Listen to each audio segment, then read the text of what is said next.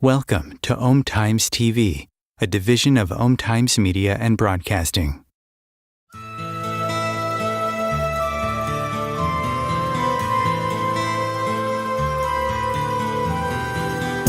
Welcome to What is Going Om, for new thought from the edge of Om. Each week on Om Times flagship radio show, veteran broadcaster, author, and media consultant Sandy Sedgbeer conducts thought-provoking interviews with inspirational authors, artists, musicians, scientists, speakers, and filmmakers who are working at the point where spirituality and science meet consciousness at the very edge of Om. Here is your host, Sandy Sedgbeer. Hello. It's been said that the reality we have is the result of the consciousness we hold. As we observe our current reality with war, famine, genocide, and geological and geopolitical upheaval ruling the headlines, and who knows what else that's being kept out of them, it's clear that if we do not change our consciousness, this planet and we will not survive. But how do we do that in numbers large enough to make a difference? What does it require of us? Where and how do we begin creating a new world and a new consciousness? And how different will our lives and our children's lives be? Penny Kelly is a publisher, teacher, researcher of consciousness, naturopathic physician who left her career in engineering after experiencing a full spontaneous awakening of kundalini to study the brain, consciousness, intelligence, intuition, and cognition. The author of 15 books, including Robes, a book of coming changes, Planet Earth, Her People, History, and Current Dilemma, and 4 volumes on consciousness and energy, Penny Kelly joins me now to discuss her latest and arguably most consciousness-stretching book, The Revival, A Path to a New Earth, New Human. Penny Kelly, welcome. It's good to be here. Thank you for having me. Penny, in your intro to The Revival, you say that we can no longer look at change as if we're innocent bystanders caught in the storm. We have each had input into the paradigm we see all around us.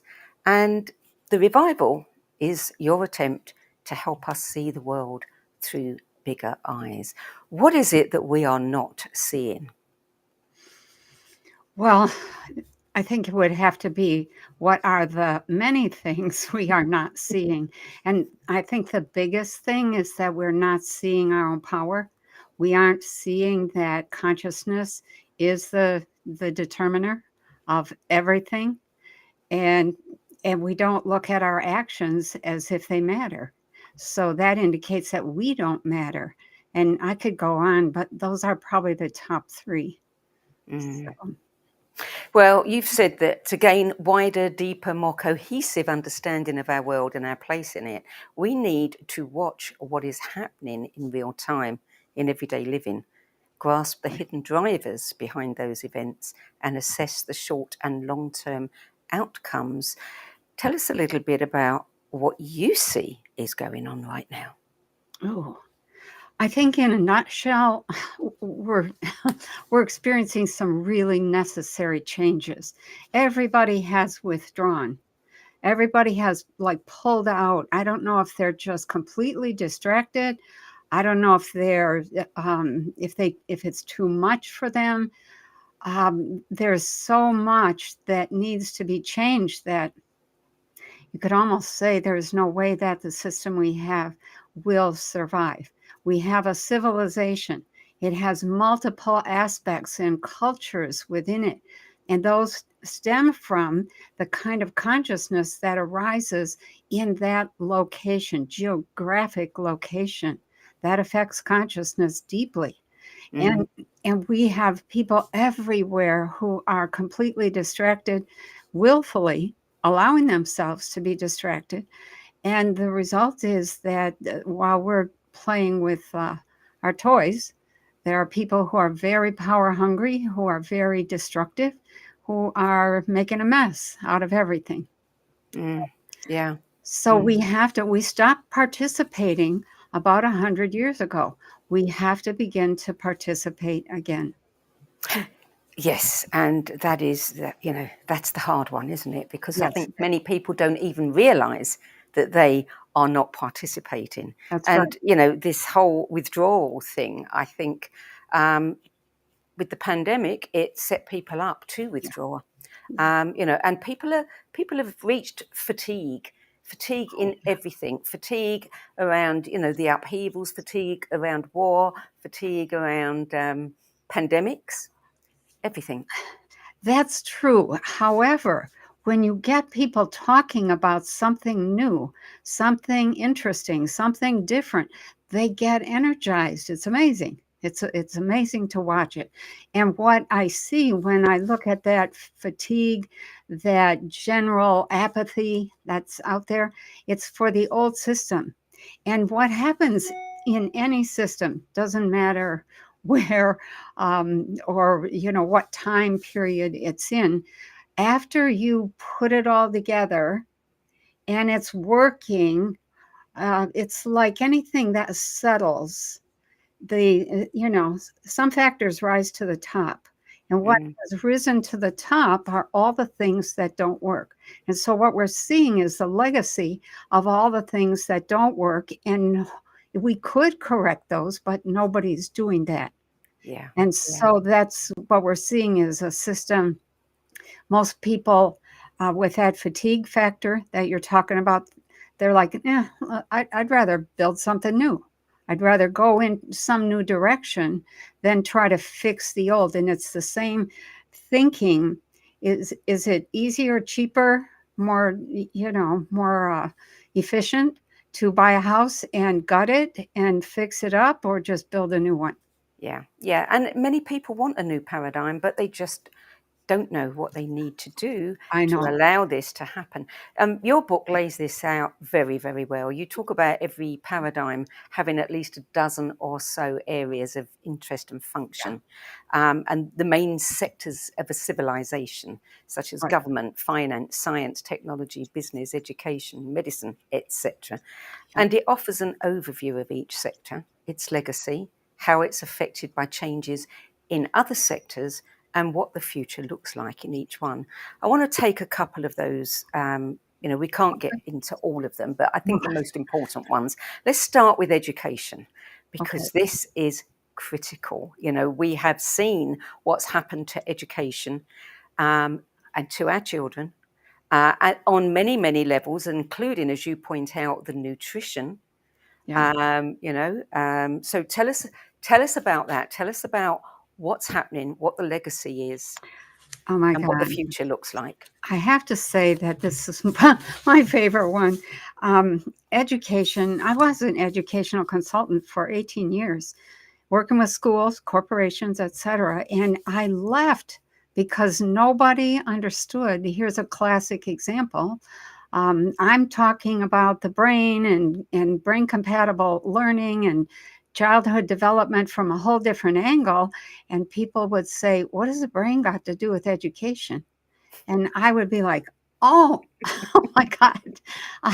It has everything to do with education. And so there's so much that we need to understand. And I think the basic thing, the most basic and most useful thing is understanding, how do we work?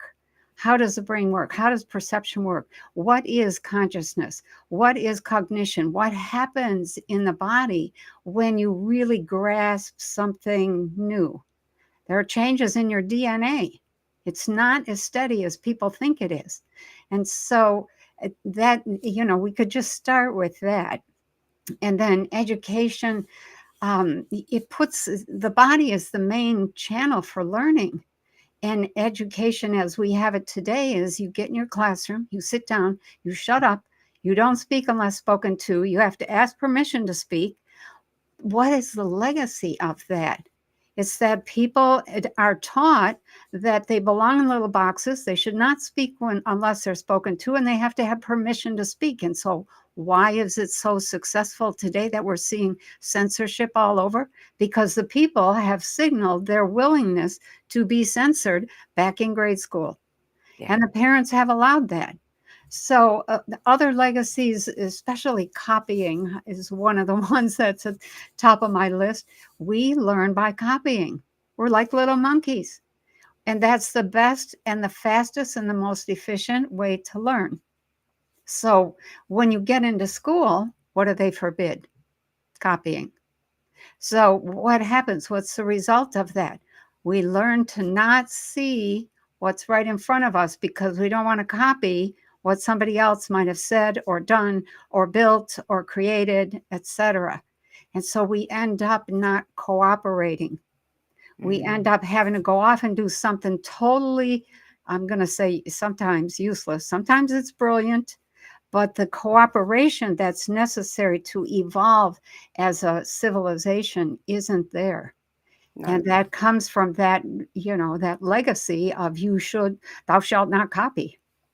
And teachers themselves are saying, I don't want to be a teacher anymore because I know. the reason I became a teacher, I'm not allowed to do that. That's right. Yeah. That's right. Yeah. In the classroom, the research at the time that I left educational consulting, the research was showing that approximately 11 minutes out of each hour was spent in actually teaching. And the rest of that hour was spent in directing and guiding and, disciplining and moving. Okay, sit, stand, walk, do this, do that, whatever.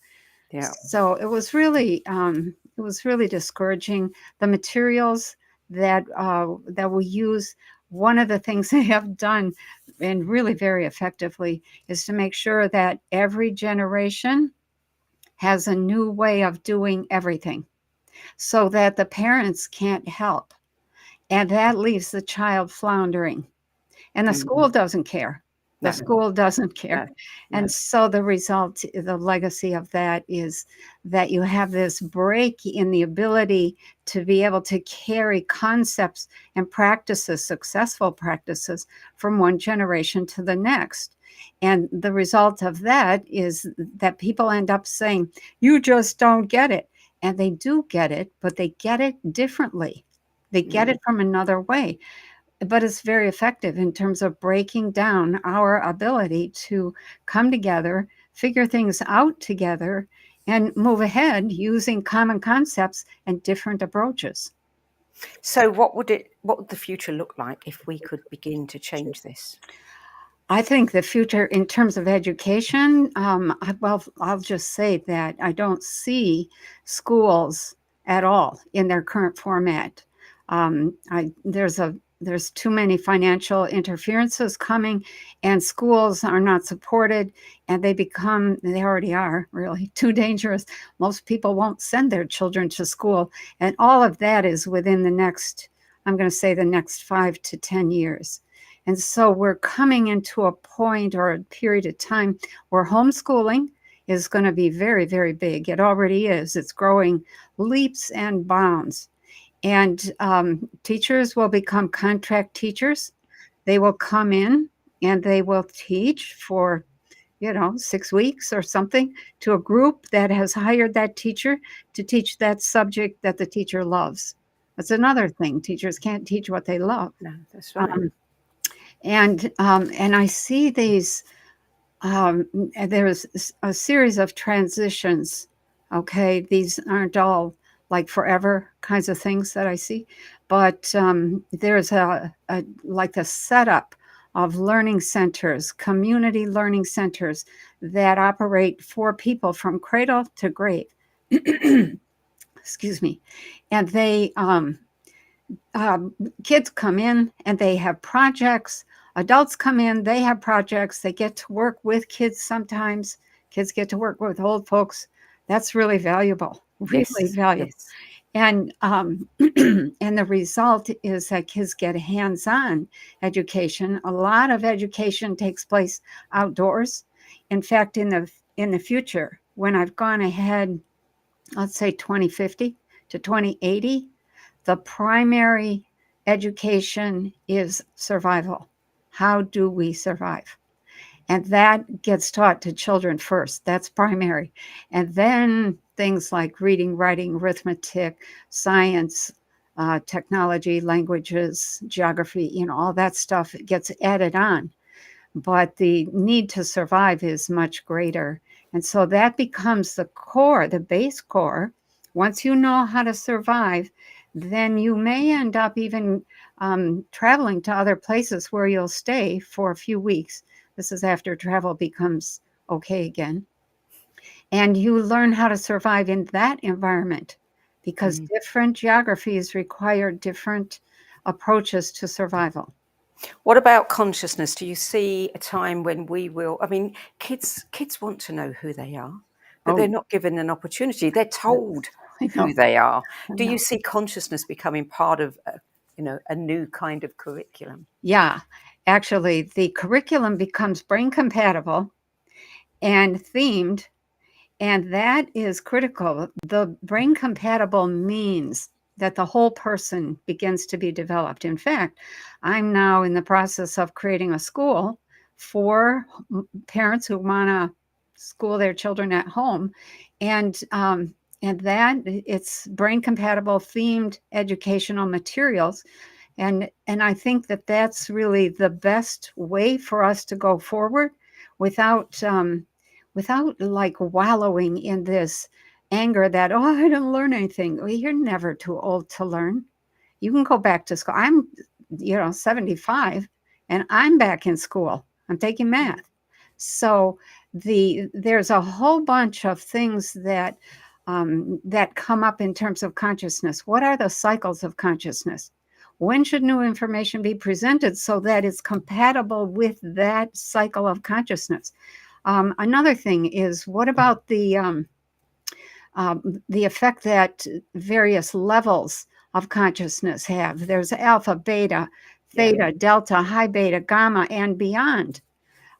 Those are all different states of consciousness. Each state allows for different response to information. There's the whole telepathy, kinesthetic or kinesthesia. There's the whole telekinesis thing that we should be teaching. I think we will be teaching that. I mean, I'm already teaching that. I've been teaching those things for 40 years, but they're to adults. And the adults have, until recently, they haven't felt like they could talk about that in public. So there are children that do that naturally. Why aren't we nurturing that? Yeah. That allows people to know who they are and what they can do. Absolutely. Yeah. Let's move on to medicine, because that's another system that seems to be falling apart. I mean, in England, it's, we're in dire straits. When I come to America and I hear America too is in dire straits, I'm quite shocked, because it's a completely different model that you have here. But, what is the legacy there?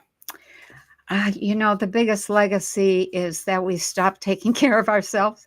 We stopped understanding how to take care of ourselves.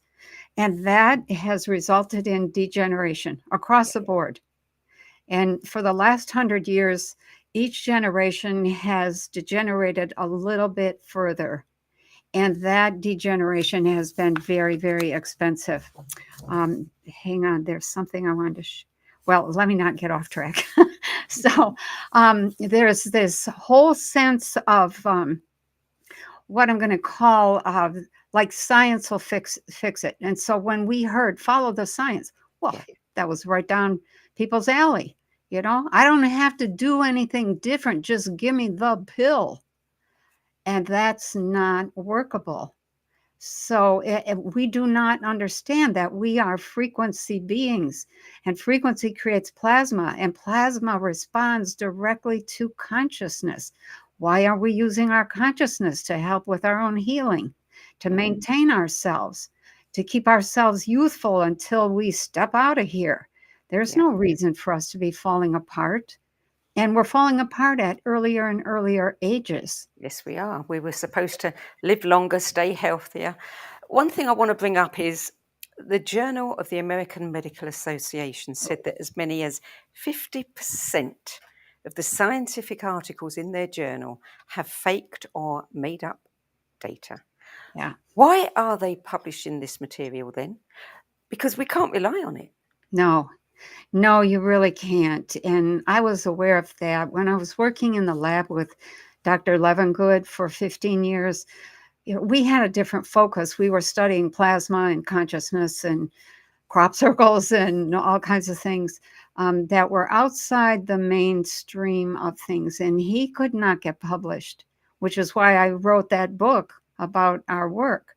And it was very clear that JAMA, that's the Journal of American, Medical Association, that was bought and paid for.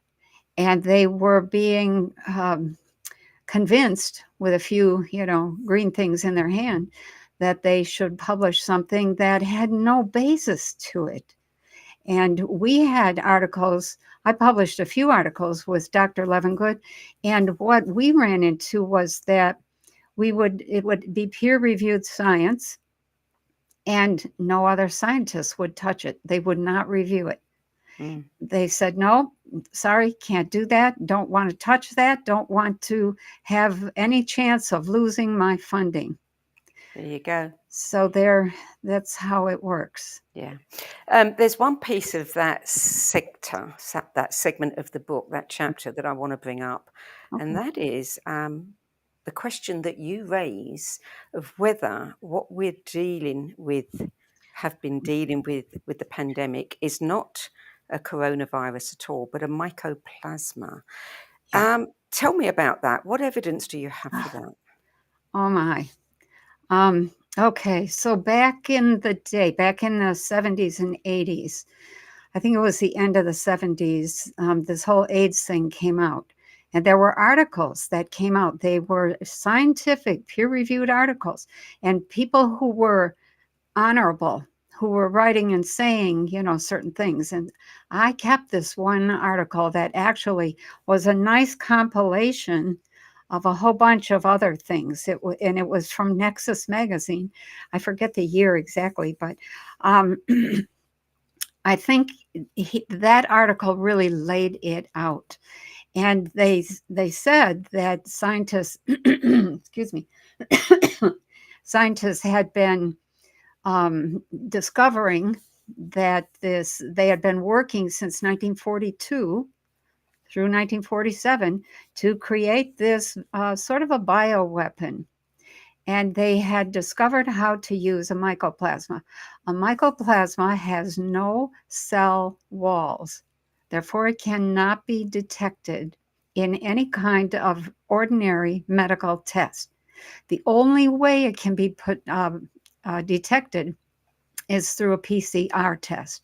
And a PCR test works. You get the sample of whatever it is, and you end up running these. You run these tests, and you just keep running them. And each time you run the PCR test, it builds another little piece of whatever the DNA snippet that it's after came from. It ends up rebuilding that DNA snippet and shows you where it came from. Okay, so the PCR test, Dr. Carrie Mullis said, no, it isn't for diagnosing. It is for detecting what DNA has been detected in the body and what is it that it's actually doing. Where did it come from? So you get a clue as to how to move forward. And I actually have a couple of things I'd like to just read off.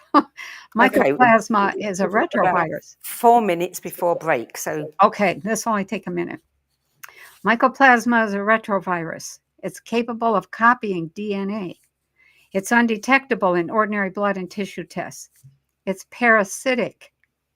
Ivermectin fixes parasites. Okay, they can be treated. Mycoplasmas can be treated with tetracyclines and quinolones. That's tetracycline is azithromycin, and quinolones is hydroxychloroquine. A visnovirus, the mycoplasmas in these things were married to a visnovirus. A visnovirus does not show up for 20 or 30 years, and only if there is a big stress. So the question I had was the vaccine just to create enough stress to bring that mycoplasma into action. Different dosages produce different things. If you have a mycoplasma at 10 to the 10th, you get AIDS. If it's at 10 to the 9th, you get some kind of muscular problem like, what is that thing where you can't walk? Parkinson's? Well, that's another one. Okay, and chronic fatigue syndrome, et cetera, et cetera. So there's a whole theory now that is beginning to come together as I'm working with it. I don't hear this from anybody else, but I've thought, well, I probably can't get this published anywhere, but I'm still putting it together. So we have this ignorance of the human body. We don't have any real food anymore. We aren't getting the nutrition. The result is that everything is going down. Bones, the body continues to try to build itself every day, has to rebuild.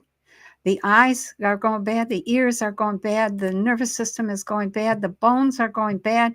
Joint systems, joint capsules are breaking down. Are we going to get the message? We need real nutrition, and you can't get that from fake foods. So that's another legacy that's actually in the medical and in the agricultural legacy. So, and what happens to consciousness when you don't have the right nutrition? Then you can't use it very well. You don't think well. You don't perceive everything that's there to perceive.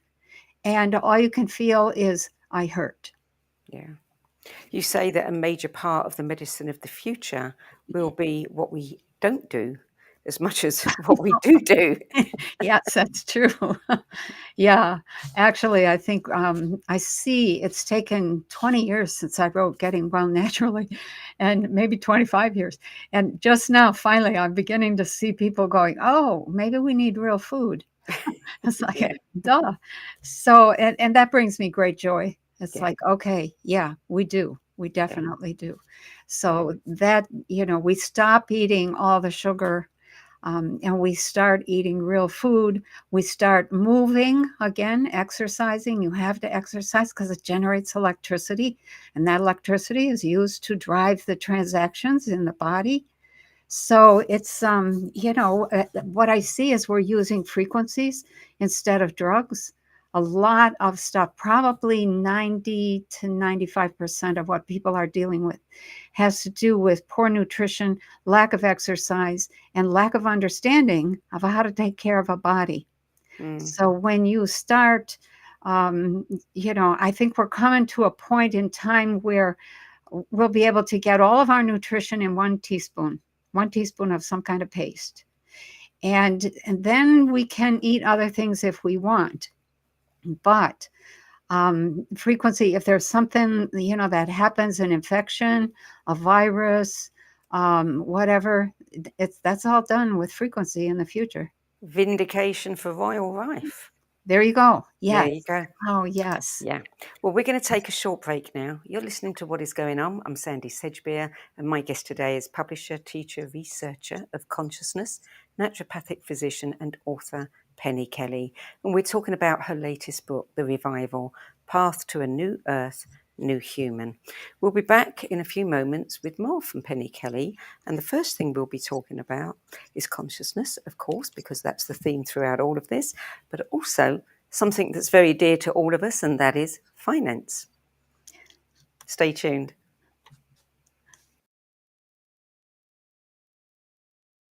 Om Times TV. Imagine becoming a super influencer. Reinvent yourself, invest in your brand, and then manifest your success with a robust spheric approach. Om Times Media and Broadcasting offers a unique and multifaceted way to become the spiritual and conscious influencer you deserve to be by putting your message across our powerful platform with its proven record of integrity and excellence. Through our produced shows, Om Times offers the opportunity to become a social media TV personality, a radio show host, an Om Times magazine columnist, and a syndicated podcaster, all in one shot. By live streaming your show on Om Times TV and broadcasting it across the extensive Om Times radio and TV networks, you become more than a host. You become an ambassador and a force for positive change. Om Times. Open yourself to the possibilities.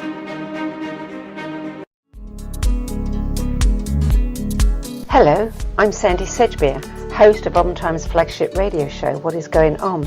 And as an author, editor and 13 times book judge who's read thousands of books and interviewed hundreds of authors, I'm constantly asked what's really worth reading and what's not.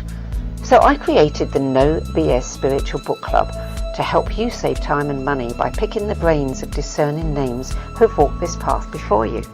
There's no catch, no fees and no BS. Just an ever-growing library of 10 best spiritual book lists from some of your favourite authors and teachers, plus free book excerpts, audios and video interviews with people like Don Miguel Ruiz Jr., David G., Lee Harris, Mark Nepo and more. From well-known classics to hidden gems you've never heard of, it's the only no BS guide to the best spiritual books to enlighten your journey of self-discovery. So why not join the club? Get inspired and save money at the nobsspiritualbookclub.com. There are 16 million children struggling with hunger in America. That's 1 in 5 daughters, sons, neighbors, and classmates who don't know where their next meal is coming from. Yet billions of pounds of good food go to waste every year. It's time we do something about it. Feeding America is a nationwide network of food banks that helps provide meals to millions of kids and families in need. Visit feedingamerica.org to help them feed even more. Together, we can solve hunger. Together, we're feeding America. Welcome back. Penny Kelly, I'm going to switch things around and we're going to talk about money first. That particular chapter makes very interesting reading. You say, today, the fiat financial system is overloaded with debt and no longer sustainable. Every week, there are new predictions of collapse. American debt is in the trillions. America is actually bankrupt. The banks began secretly crashing in 2018, and there is more. So keep going. Yeah, the financial system is a big spiritual system, okay? I see the financial system, and I'll say this right off the top. It's the symbol of whether we believe in what is real or what is not real. And both of those are valid. So what is real is, here's a pencil. This is something you can put your hands on. You can feel it. If you have a dollar bill, that's a green paper with some printing on it. You can feel it. When you switch your belief system to something like a cryptocurrency or a digital currency, what are you really doing there? You're switching from believing in something that has to be material to something that doesn't have to be material. And that's a huge, huge step. When you make that step, that makes it possible for people to begin to move into other frequency zones, other dimensions of existence, and begin to get off the planet, begin to see other kinds of physics that are based on other things, that are based on what I'm going to call the interaction of frequencies that people trust. Right now, it's all frequency, but some frequency is really slow and thick and dense, and that's the material aspect of it. Mm-hmm. When you cross a certain threshold, then you move into being able to operate in a world of energy. And that means that if we make that move into digital currencies, and they do have to be honorable, okay, then we make the move into being able to get off the planet. So interesting, isn't it, that you said they have to be honorable. People think the bank is honorable. Oh. And then we find out that Wells Fargo and all, that debacle and so many more, and all of the things that we don't get to hear about. So, yeah. Yeah, we don't. And your comment about the banks crashing in 2018, secretly crashing. Back in 2018, what became clear was that all the banks were like bankrupt. They didn't have enough cash, and so they would go to the Fed repo window and they would get whatever cash they needed. And all of a sudden, the Fed was handing out billions and billions of dollars every night to banks who had to keep a certain amount of cash on hand in order to keep up with all their transactions. And nobody understands the system or how it works. I don't understand the whole thing, that's for sure. But I understand enough about it to know that, wow, this isn't working. And that's that continuation of let's just print more money and make sure everything stays afloat until we decide that, oh, we're not going to do that anymore. And the whole thing is going to come down. And that's when they will try to introduce their central bank digital currencies. However, the issue with that is you have to have good, honest people at the helm, or it's the same with technology. You cannot go with it if you don't have good people who are managing it. Absolutely, yeah. Talking about technology, you say that one legacy of technology that we have yet to address can be summed up in the simple question: why does so much of our technology have negative effects on the body-mind system? Oh, yes. Good question. What's the answer? Oh, wow. I think we just, in our ignorance of what is the true nature of reality? That's actually the next book I'm working on, The Nature of Reality. The nature of reality is it's all frequency, okay? And depending on how or what the arrangement or collection or assortment of frequencies are that are, making something happen, making something real, that frequency or those frequencies, when you change those, you get a different outcome. Why does hair grow on your head and toenails grow on your toe? It's because the frequencies in that sector of your energy system are the frequencies that make toenails, and the frequency up here on the head makes hair. Mm-hmm. It's all frequency. And so we have not understood what the frequencies are, that we are made of frequency. And so why do we just happen to pick a frequency, 60 cycles per second, that is so destructive? And then we doubled down on that and made it 120. That's our common, in the US, that's our common frequency. When you plug anything in, you get that frequency and its electromagnetic fields, and those are destructive. They're destructive to the cell function. So, there's so many other things that we do.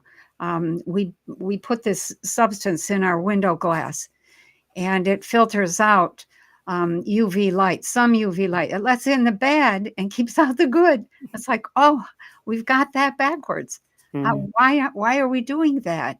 Why? There's so many things. When you've been in the world of engineering, you fall in love with how and why things work, and you use the knowledge that's out there. Physicists do the research. Here's the forces. You engineers figure out what to do with these, how to apply these, what can you do with these. And so we were very, back in the day of Edison and Tesla, we were very much not in alignment with good people. And so Tesla's stuff went out the window and Edison's stuff came in. It happened to be that Edison's discoveries were very, very destructive to the human body. And we've managed to get by since then. We haven't degenerated completely, but we're going down. And it's really sad to see that. And the financial system is one of the big symbols of that. The financial system is also a symbol of our trust in one another. And right now, there's not much of that. Yeah. So. Yeah. Well, let's start looking at, some of the solutions. I want to read something that you wrote in the book. Okay. 42 years ago, I experienced a full spontaneous awakening of kundalini. Although I'd never heard of kundalini and it took many years to figure out what had happened, it is now clear that the human energy system is a matrix of frequencies that occupies a very small local region in space. This set of energies works together to produce and maintain the body and its functions. What has so far not been recognised is that there are built-in thresholds of energy that, if reached, either intentionally or accidentally, will trigger a spontaneous reorganisation in the frequency matrix of the individual. Tell us why that's so important. What is that reorganisation? That is a reorganization of all of your frequencies. Frequencies are consciousness. Every cell, every molecule, every frequency that makes up the body is consciousness. And the kind of consciousness you have depends on the kinds and on the organization of the frequencies that make up your system. So we are designed to evolve, and to evolve into much higher states of existence, much wiser, much more expansive consciousness, much more power. And we're just like, I'll use an acorn. It's the simplest thing. You put an acorn in the ground, you give it some water, it swells. Okay. And then, it puts out this little root that goes down to say, okay, what's out there? What can I draw from? In the human, that's the spine. And so we have this amazing built-in capacity to expand and to become much more than we think we can. And there are thresholds that will trigger that reorganization. Every system, every human, every plant, every animal is looking for more energy so that they can reach higher states of consciousness, bigger, more expansive states. When those are triggered, there's this sudden chaos in the system, confusion.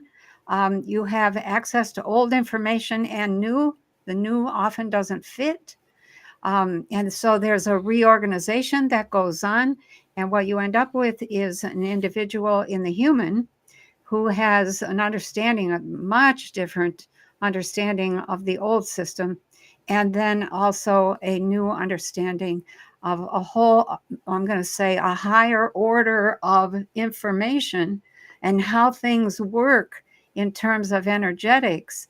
And that reorganization changes that's a reorganization of your own frequencies. You then align with that higher order of organization, and you have more skills. You have things like telepathy, you have clairvoyance, clairaudience, clairsentience. Even in the lower states of consciousness, you still have this, I have this feeling. I have this, I can't get rid of this idea. It keeps popping in. And so that's us. We are designed to evolve. We are designed to open up, to become much more higher dimensional beings. Third dimensional thinking, on my website, I have a whole chart. It's like 4 pages. It says, it's a chart. Third dimension. This is how third dimensional people think and see the world. Fourth dimensional people, this is how they think and see the world. Fifth dimensional people, because I've been in all 3 dimensions and even the 6th, and even the 2nd. So we're designed to be able to be trans-dimensional, but here right now we're just so focused on this really narrow focus that we don't look outside at all, and we are missing our opportunity to evolve. And part of that evolution has to be the understanding that we literally, and when you see this actually work at the molecular level, what you see is all the molecules move apart just a little bit, which allows for greater flow of other energies through the system. But the ones that have moved apart still stay in tremendously close communication. And they become much more powerful. It's really amazing to watch what Having an understanding of the mechanics of that, I think, is very helpful to people because, yeah, we're always being told, lift your consciousness, raise it higher. And people yeah, say, yeah, I'm willing, but how do I do that? But, once we understand right. what you've laid out there, then we can look at, okay, so now how can I participate in this process and intentionally trigger that mechanism? There's in terms of the you do not want to trigger a full spontaneous No, kundalini. sure. That's too rough. It's too dangerous. I survived, but I recommend slow. And it comes down to, if I want to make it really, really simple, it comes down to being willing to shift your attention. Period. That's it. Shift it. And most people have what I'll call perceptual ruts, and they stay in those ruts again and again. And I have a little meditation I'm just about to put out on YouTube and my Patreon, in which I say to people, okay, let's just practice. Just practice shifting your attention, put it on your right foot. And most people are like, where's that expanding consciousness? It isn't the expansion that we're after at first. You're after the willingness to shift perception somewhere else, even to something that you don't really understand why perception needs to go there. And then, you just get in the habit of being willing to look at other things and not just look, because you can't look without feeling and you can't hear without feeling. So you have to look or see, feel, you have to hear, feel. And most people shut off their feeling. The result is a body that dies. So can we be immortal? We can. We're not there yet, obviously. But that whole ability to shift consciousness and then keep shifting it a little further, a little further, a little further, a little more, little, someplace else unusual, someplace you don't think you can perceive. In this little meditation, I tell people, okay, let's go to May 7th, 2024, and then let's go to June 21st, 2024. And so most people will have the reaction of, oh, I can't do that. Yes, you can. You can, and practice begins to expand. That's the goal. It's not raise your consciousness, it's expand it to encompass all of the other dimensions and other information that is here. And so once you get in that habit, once you begin to see other things, that changes you. It changes every place you put your attention, changes the organization of your frequencies. Yes, yeah. And So, that's why you have all of those questions after every single chapter to yes. help people understand who they are, why they think the way they do, Yeah. what belief systems they hold that Yeah. they've never really questioned. It's extensive number of questions, but Yeah. it's actually very, very thought-provoking. It is. It Mm, is. And people have said, oh my God, I only got through the first 4 questions and I'm in crisis mode. And yeah. there's hundreds. There's like 50, 60, 80, 100, 120 questions after each little chapter. Questions about your personal self, questions about education, questions about related to money or to medicine or technology or whatever. So, Yeah. And you've got communities around the world that are using this book yeah. as discussions, group discussions. You've got a community in South Africa, Yeah. the Council for World Ethics. Yeah. You've got several people. I mean, this is a perfect thing for people to gather together and Right. start really looking at their thinking, Yeah. challenging.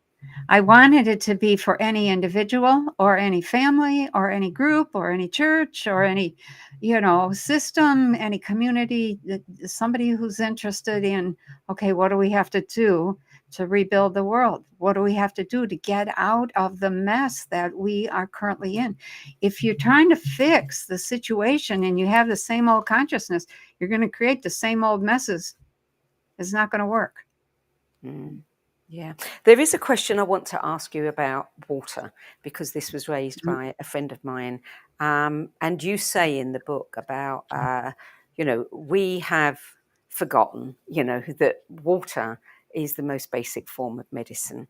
Oh. And my friend said that dehydration and dead water has been the real pandemic and has blocked us from elevating consciousness. Oh. What's your response to that? Absolutely. Absolutely. Dehydration, aging it's drying out.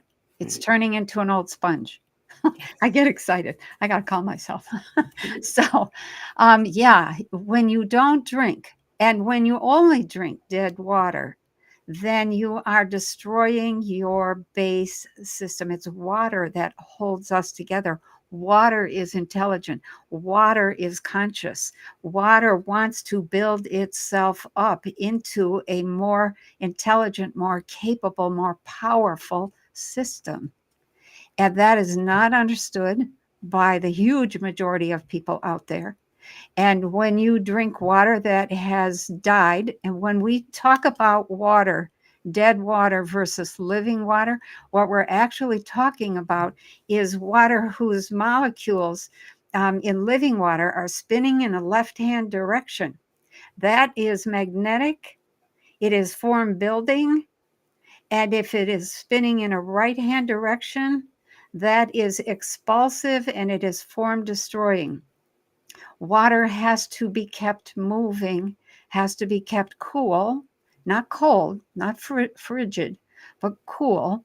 And it has to be allowed to move constantly or it stops. It becomes dead. It dies. So how would we know? How would we know that we're drinking dead water? Anything that comes out of it. Well, let me say one more thing, okay, in order to answer that question.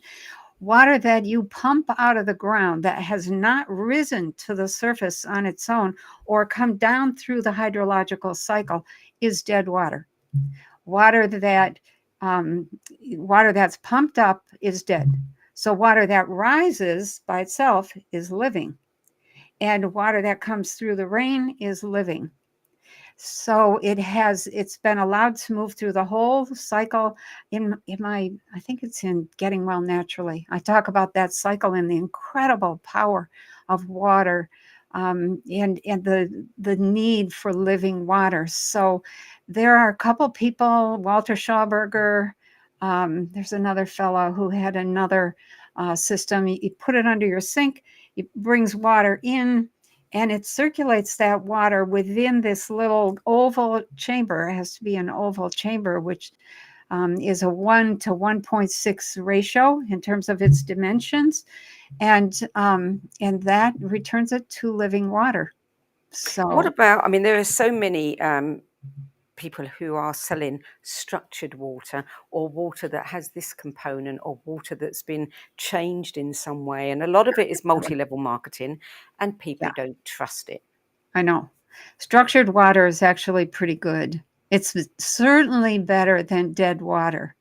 Way, way, way better.